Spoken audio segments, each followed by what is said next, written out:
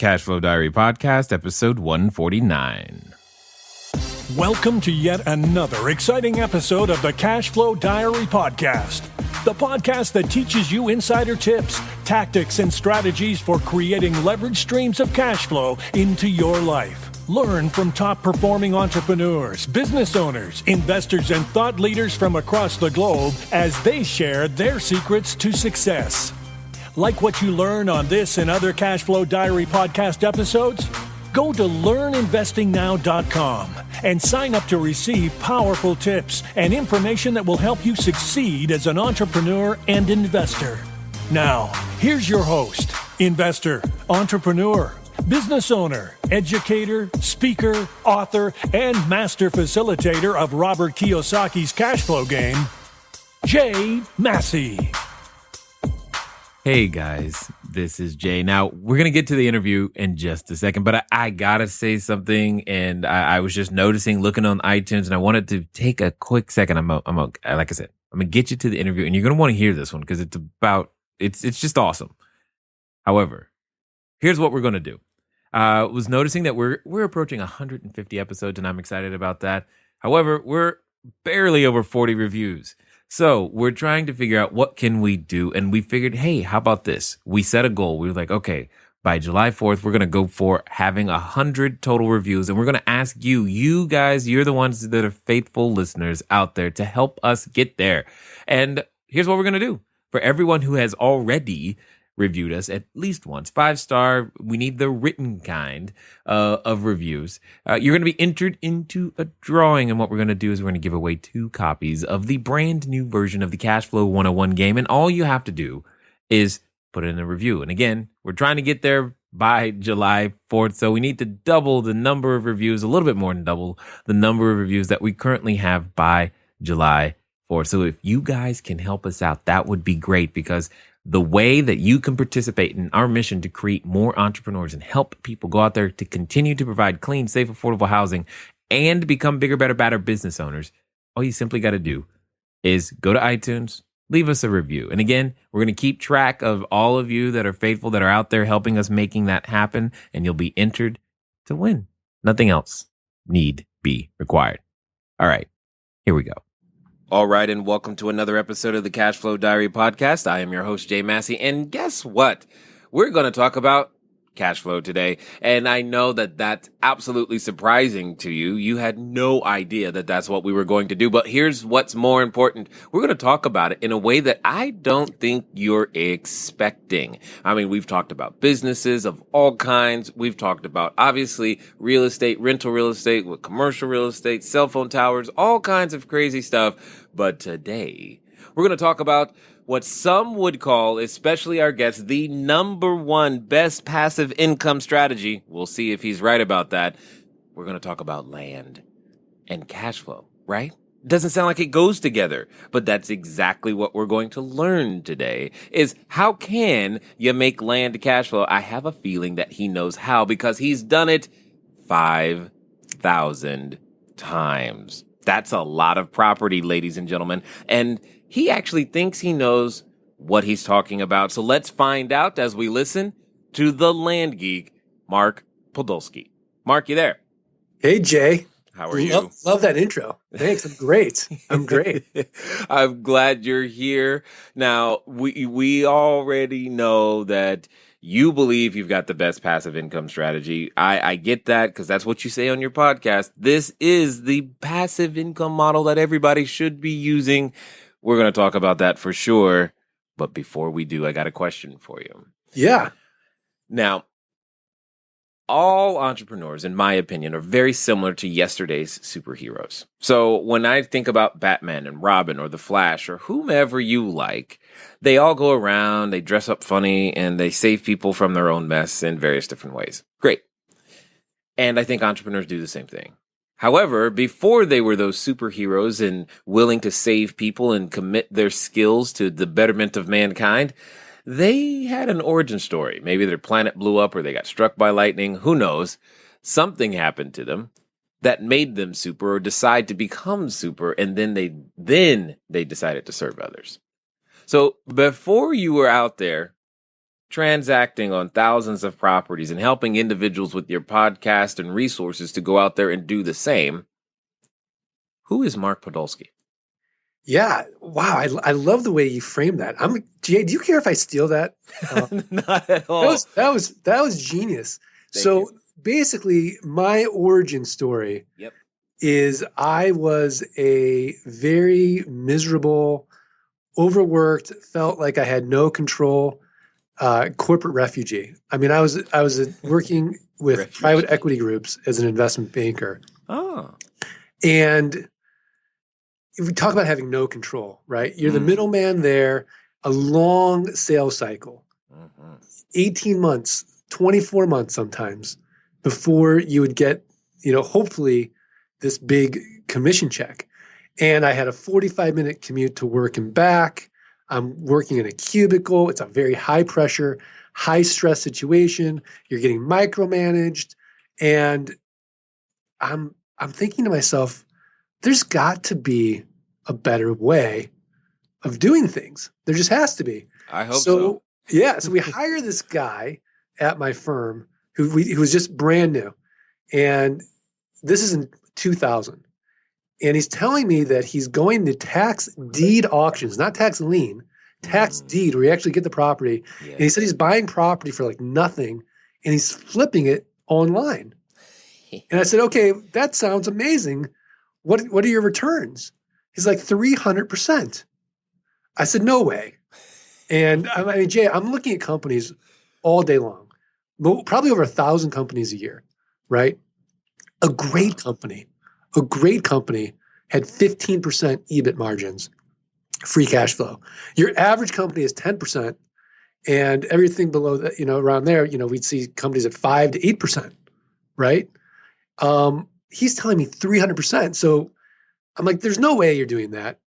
Take me to an auction. The only thing I've ever done in real estate up to this point is buy my house. And I've got a baby, and I was like 6 months old at the time. So I've got like $3,000 saved for car repairs. And because of the way our firm worked, I mean, I could make a good commission, but then I'd have to wait, I saved that money for a whole year. Right. So I didn't know when it would come again. So I only had like $3,000 saved for car repairs. So I go out, and sure enough, I bought, I think it was like 10 properties, half-acre properties in New Mexico at an average price of $300.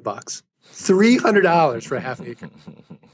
And the next week I put it up online, and sure enough, they all sold for $900. So now I've got $9,000. So I take the $9,000 and I go to the next tax deed auction in Arizona, Southern Arizona. I mean, Jay, this is 2000. There's no one in the room. There's no one in the room. Right. I mean, we're buying properties for like nothing. Right. And that next auction, I must have spent, I spent all that money, but that $9,000 then became $90,000 over the next 6 months. So I go to my wife, I say, honey, I'm miserable. And I think this business could be something, this flipping land thing. She says, you are nuts. Absolutely not. I'm like, come on. She's like, no. She's like, don't quit your job. So I said, fine. I'm like, give me some time. I'm like, what's the worst thing that can happen? We own land. She's like, because that's what her big fear was. Like, what happens if you can't sell it? It's raw land. Who wants it? I'm like, people want it. I don't know. So I'm like, look. She's like, all right, fine. So 18 months, I did both. And once the land income exceeded the investment banking income, I quit. Yeah. So 2001, I quit, and I've been doing it ever since, full time. And I've got a 7-minute commute now. And I've got the 3 W's. I work when I want, where I want, and with whom I want. Nice. And I'm having a ball doing it. Nice. Now, in the spirit of making sure that everybody can follow the story and stay up with us, because one of the things that is very, very true, having been a financial planner and you doing your investment banking, we could probably geek out and start talking a whole bunch of technical terms that nobody would get. Just for the sake of everybody listening, could you let us know what EBIT margins are? Yeah, that's earnings before interest and taxes. And then there's a DA to it, depreciation Right. and amortization. So when we look at a company, we want to look at their free cash flow, right?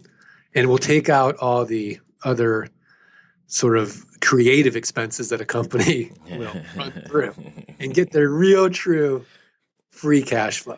Exactly. Now, for those of you who want to see more of even just that explanation right there in action, remember, tune in on Fridays. On Fridays, we're still doing the Shark Tank recaps, and we talk a lot about what he just said there. Now, outside of that, what I find very interesting about your story, Mark, is that oftentimes I'm telling people, hey, look, just go get that shut up check. That's what I call it. It's that check that shuts up that voice in the back of your mind, and shuts up the voice coming from those who care about us, and says, okay, well, maybe this can work. And I'm like, he just made 90 grand and she still said no. That's like, wow, that's impressive to me that it took more than that to be able to extricate yourself from that particular life. But I get it. I was so scared to go out on my own. Right. And at the time, it just seemed like, I had a baby. I mean, it just seemed kind of irresponsible to quit my job because, I think you've said it before, like, I couldn't see the next step. Right. Necessarily. I couldn't see the whole staircase. I could just see the next step. And a part of me thought, well, this is just a lark, right? I mean, come on. How long can this go for? People aren't going to need land tomorrow, are they? Nah, they're going to quit. Yeah. They don't need land forever. Exactly. So, I was very skeptical myself that this was not sustainable. Mm-hmm. And I almost had to kind of prove it to myself. Like, yeah, maybe I'm just a flash in the pan here. Maybe I got lucky. So until I really, really made it like a business, that's when I felt confident. Okay, go ahead, shut up that part of your brain that is so scared. I know. And just do it. And that reptilian brain, you keep you locked up for a little bit. Now, you do realize that wars have been fought over, real estate for like centuries, right? Yeah. Okay. So it's been valuable for quite some time. It's going to continue to be valuable, but yet you found a way to do something that I think is interesting. You found a way to make it cash flow. And that's definitely something I want to make sure that we get a second to talk about. But how do you make this transition? I mean, many people in their minds are like probably at the same place. They're like, "Ooh, I think real estate is going to work out for me. Great." How do you transition from someone who's going to the 45-minute commute, by the way, that's gnarly, and over to wanting to do this other thing? How did you internally develop the courage to even begin to approach your wife and go, you know what? Here's something I want to do. Where does that courage come from? What did that first day feel like? Like, oh my God, I can't believe I did this. I mean, I'm sure your hand had to be shaking the moment you turned in the notice saying, look, guys, I'm done. I was sick. I mean, I was physically sick that day before I knew I was going to quit. Nice. That's how I kind of handled it. My body just kind of broke down and just very worried, very scared. But I just knew in my heart, my gut, like this, I can't be a corporate person. It's just not, I wasn't happy. Right. I didn't love it. I wasn't getting like the Sunday night blues. I was getting the Friday blues, anticipating the weekend going by so fast and then Monday coming. Right. And then I didn't feel like I was contributing. So I'm making rich guys even richer. Right? I mean, that wasn't fulfilling at all for me. No doubt. Now, at this point though, you're in this situation where you're dealing with your life, your wife, and all the things that go along with that. And I get it, but yet you still develop the courage to follow through. And that's commendable, because I know there are many people who would like to develop that courage to still follow through, but have not yet done so. But then you did something even more miraculous. You took this person who you were and you said, you know what? I'm going to put on my cape and mask and I'm going to go find my own superhero tights and start helping other people. Now, I have to ask, what on earth inspired you to believe that you could help other people do similar things to what you're doing? Depression. Okay. So I got to a point where I was flipping. I was creating, all this passive income, and I was kind of just to a point where, if you've done something for 10 years, 12 years, you need a new challenge. Right. And I'm like, okay, I've got this down. So I'll admit it. I went to a therapist, and she's like, Mark, you need to be more fulfilled now. She's like, yeah, the business is going great, but you need something more. She's like, why don't you help people do what you do? And I said to her, and I distinctly remember my eyebrows being raised. I'm like, you want me to create my own competition? I'm like, really? She's like, she's like, that's really how you think of it? She's like, how big is your market? Nice. And I'm like, yeah, it's huge. So she's like, you can have this mentality, or you can have an abundance mentality. And she's like, and you could be the pebble in the pond, because you're not just helping one person when you help them financially, right? It ripples out. And now you're helping them and their family. And that those people then, it touches everyone that they touch and helps them, because at the end of the day, life is about relationships. And so if I can just, be that small improvement by helping somebody financially so that their relationships are stronger, because what are the top 3 things we always, fight about, right? It's, what is it? Kids, sex, and money. Well, not necessarily in that order, but yes. Not necessarily in that order, but those are like the 3 big things that people always fight about in relationships. So now I'm helping out the money aspect, and I'm loving it. So I'm much more fulfilled. And you know how it is when someone, calls you or emails you or, lets you know how excited they are. They just closed their first deal, right, and it's all because of you, right, and how their life, you get to see the evolution of how their life is changing. Yep. That's really powerful. Yeah. And so that's another part of contribution that really, motivates me, helps me get out of the bed, really early in the morning and continue doing this. Yeah. I last year we had the privilege of retiring 2 particular people using our information, and they let us know, and it was just like, wow, that's amazing. It's amazing. It's not just them that you're helping, yeah, because everyone they touch, right? Think of all that time now they can spend with their family and how that improves, those people's lives. Right.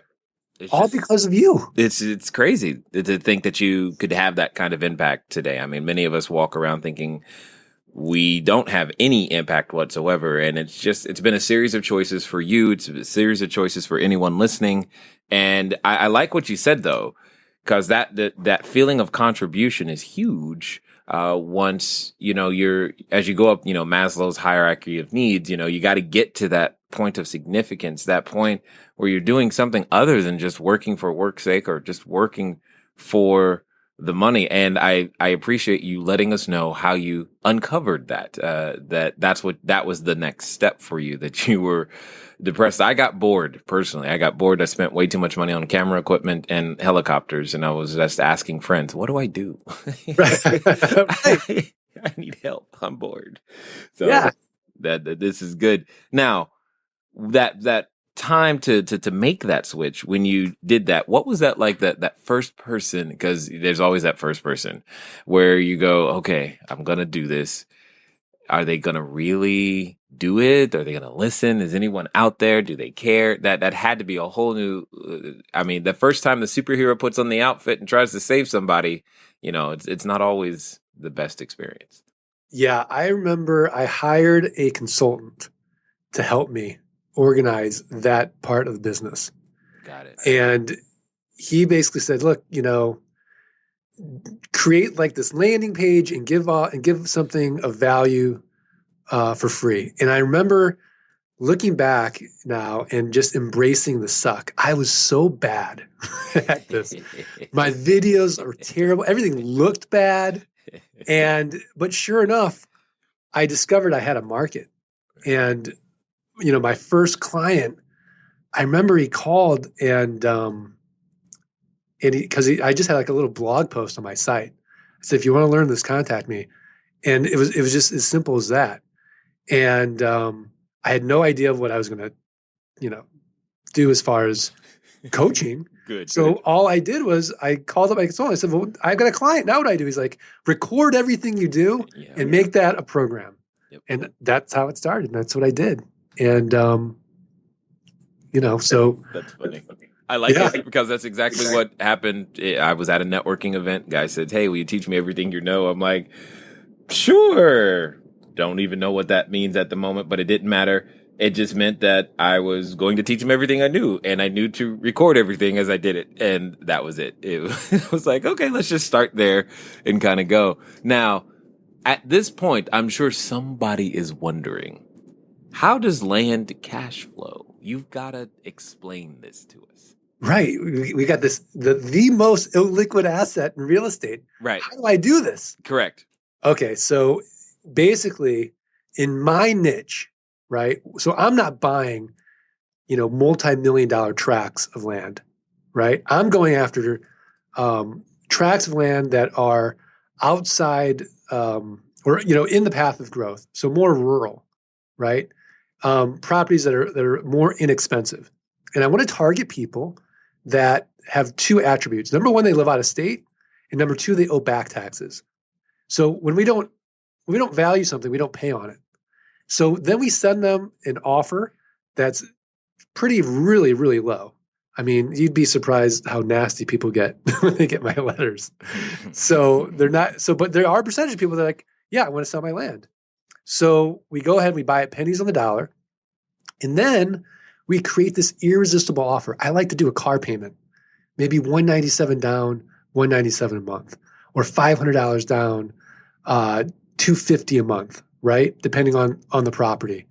And we'll sell it within 30 days on a land contract, because not everybody can pay, say, $10,000, $15,000, $20,000 for a piece of property, right? But everybody can afford a car payment for the most part. And on a land contract versus, let's say, a deed of trust, which would be a traditional real estate use of putting a lien on a property, where the owner owns that property, and then you would have to foreclose on your lien, right?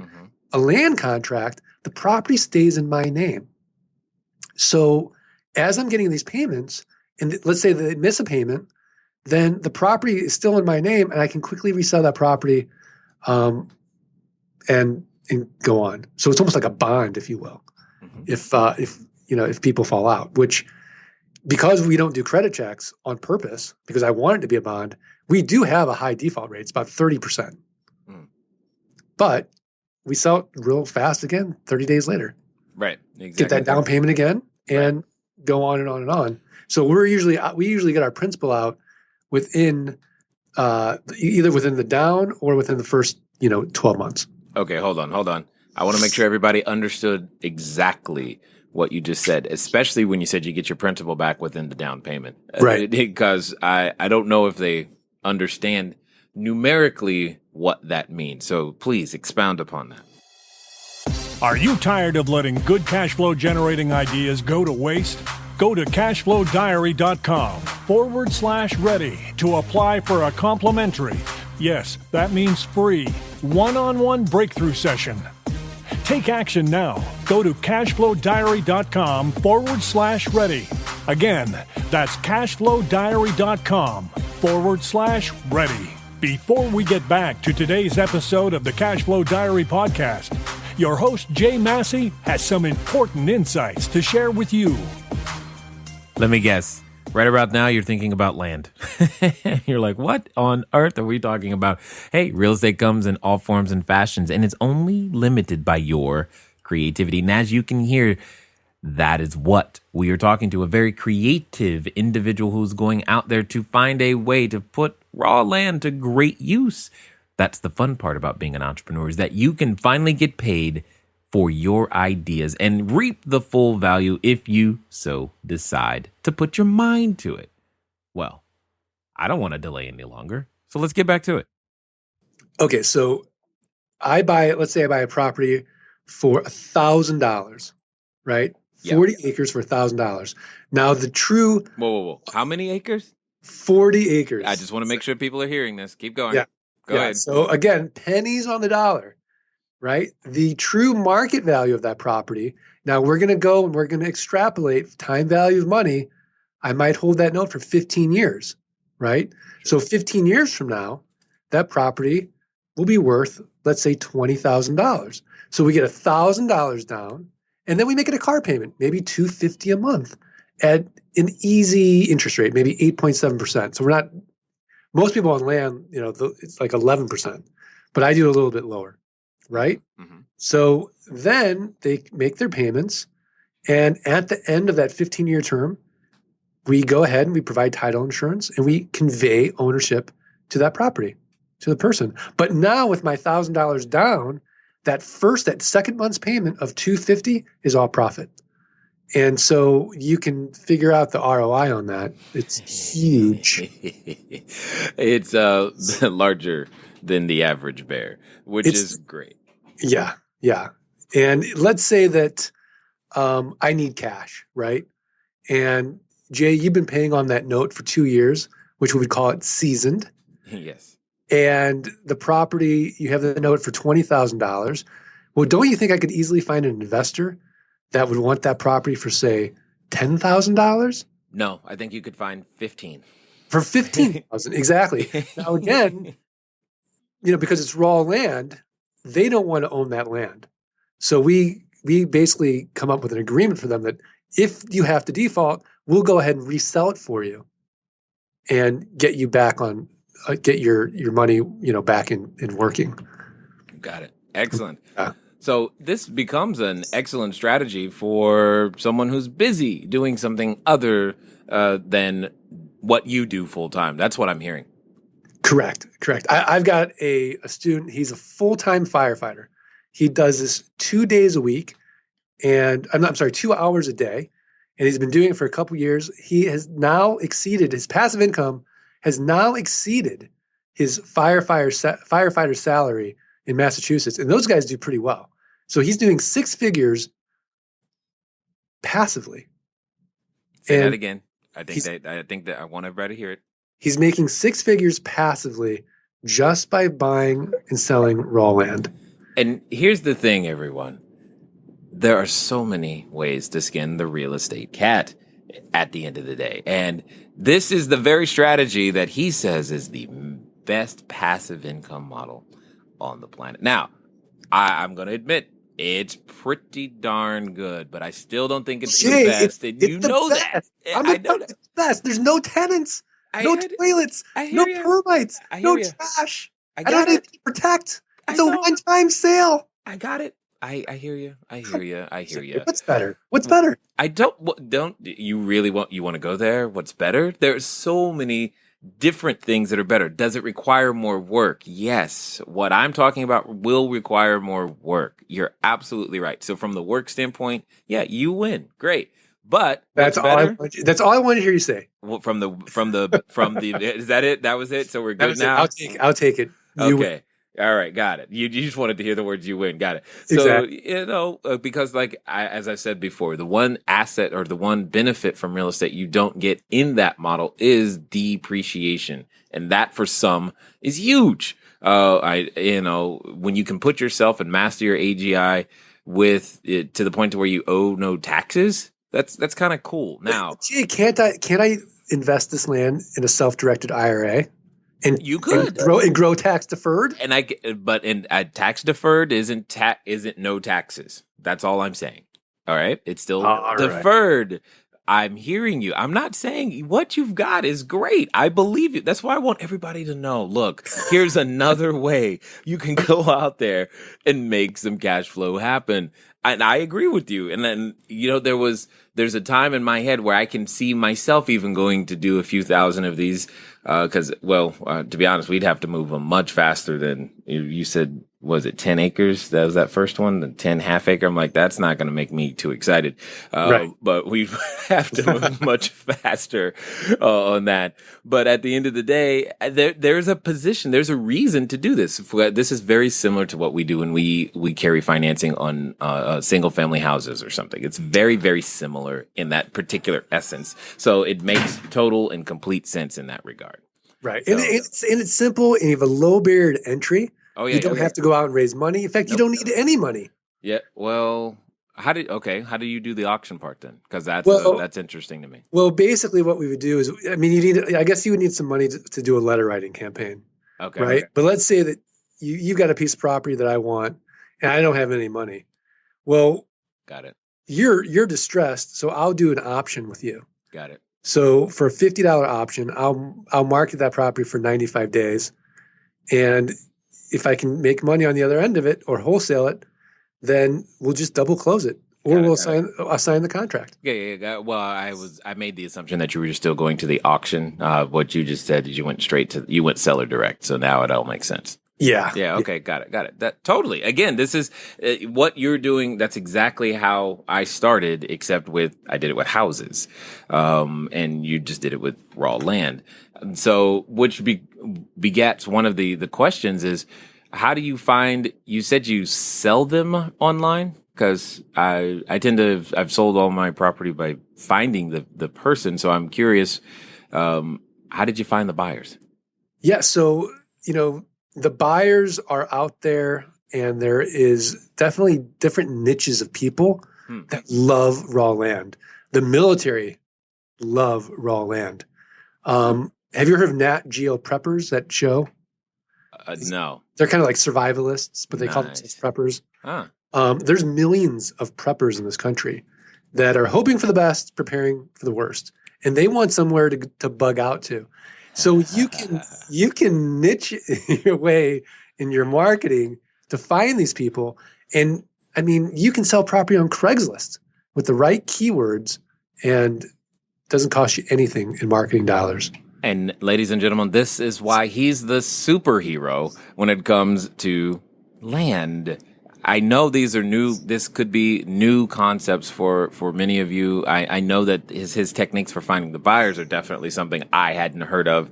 And that's why it's important for us to continually keep our mind open when it comes to creating cash flow. So when someone is getting started with this particular, strategy, what resources do they actually need? Like, what must they have? You got to have this, otherwise it's not going to work, Mark.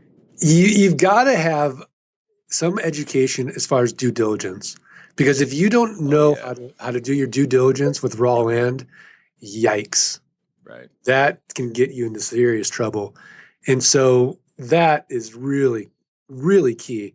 I mean, you've got to understand ingress and egress, legal access. You have to be able to look at, topography, soil sometimes. And all these things can be outsourced, Jay. It's not like I go out to see these properties. Using technology and crowdsourcing, I can get a whole property report within a day. Got it. Yeah. So, but just so that we're clear, we haven't in this conversation given anybody anywhere near enough information to start tomorrow with and just going out there to buy land. Yes? Yeah, I mean, that would be really irresponsible. I just wanted to be clear before someone says, I'm just going to go buy a piece of land right now. That you got to get educated. And, there's tons of resources to do that. And, I mean, come on, Jay, everything's online now. I know, right? But if you want to save yourself time, we have a whole package to teach you. But if you're not in that situation, there's tons of places to go to learn about land due diligence and what you need to look for.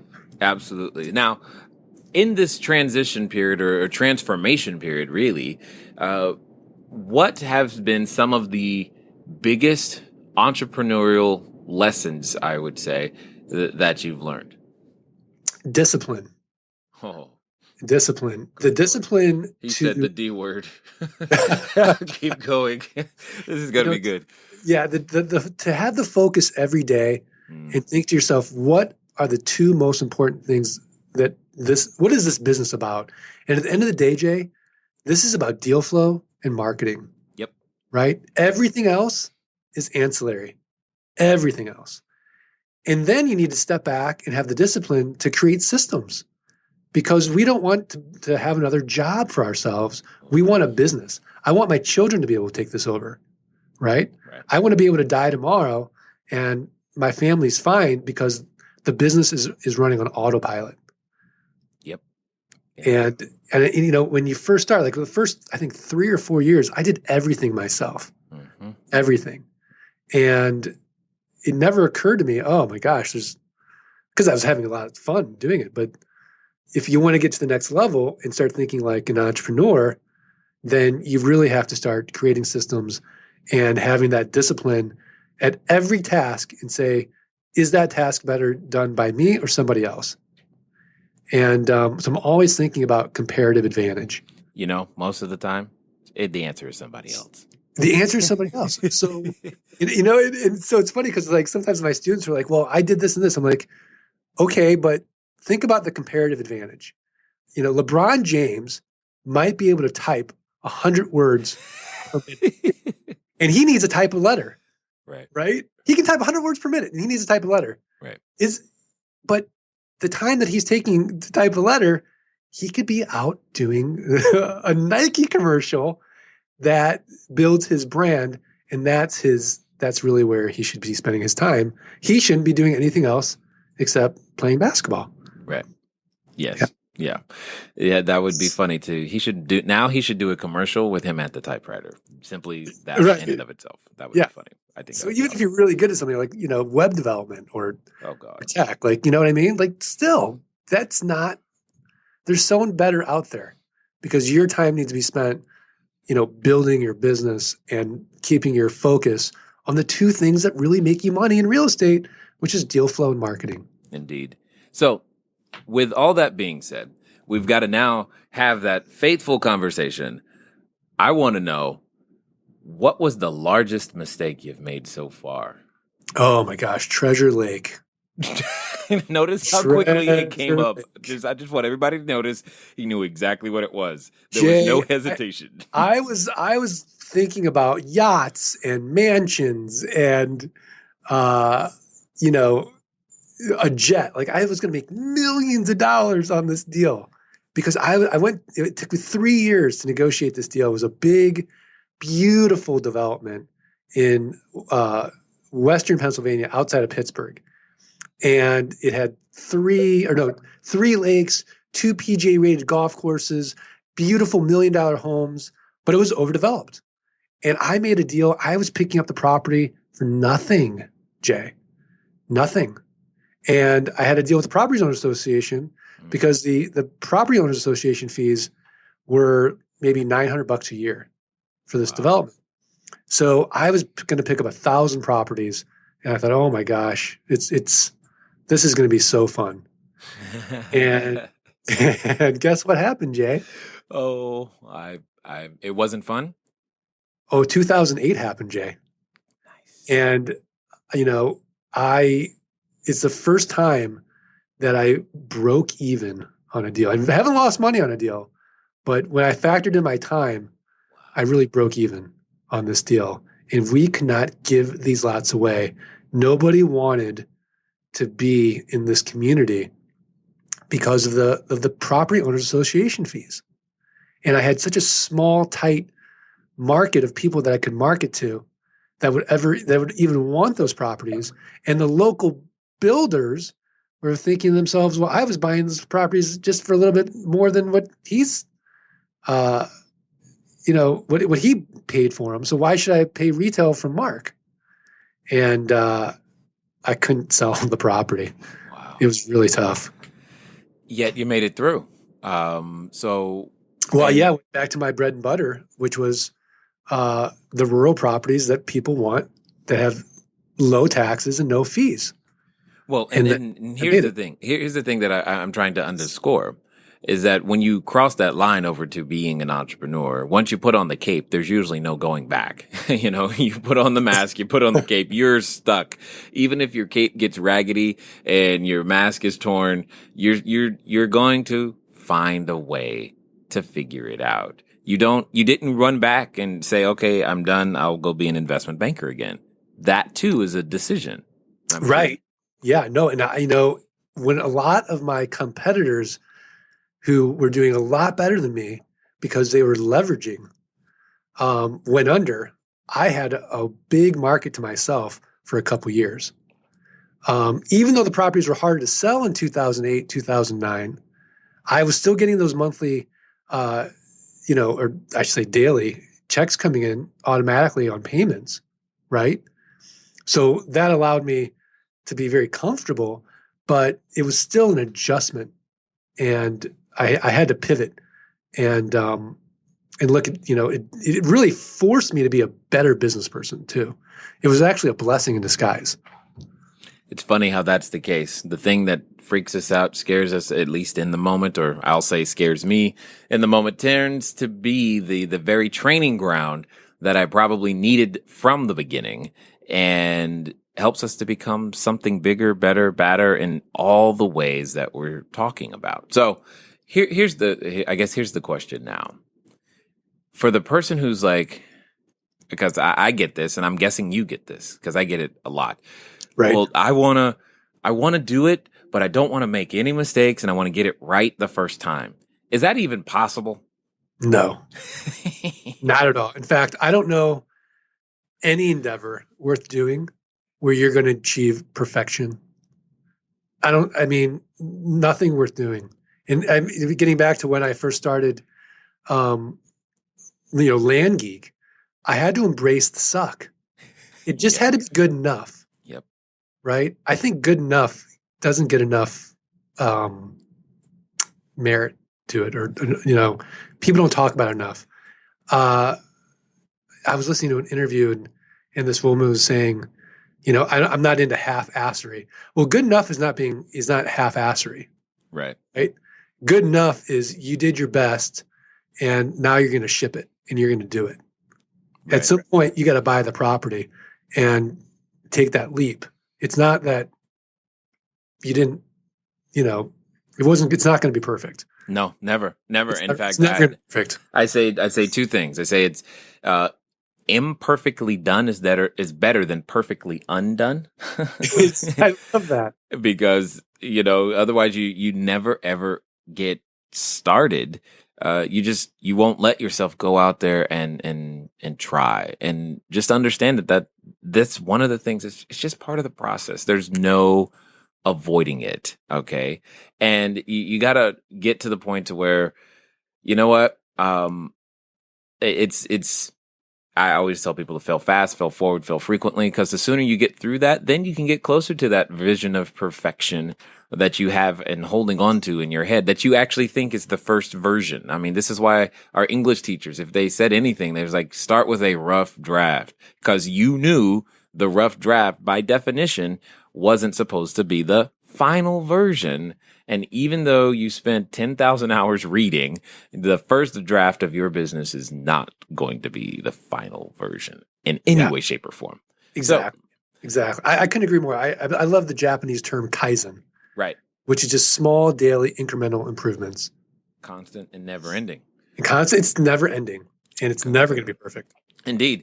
So I'm guessing at this point, there's probably one or two people who are like, all right, I want to get more information from this guy. How can they find you? That's also known as, how can we stalk you, Mark? Yeah, stalk me at thelandgeek.com. It's thelandgeek.com. And you can download for free the Passive Income Blueprint and get the ebook, How to Avoid the 3 Fatal Land Buying Mistakes.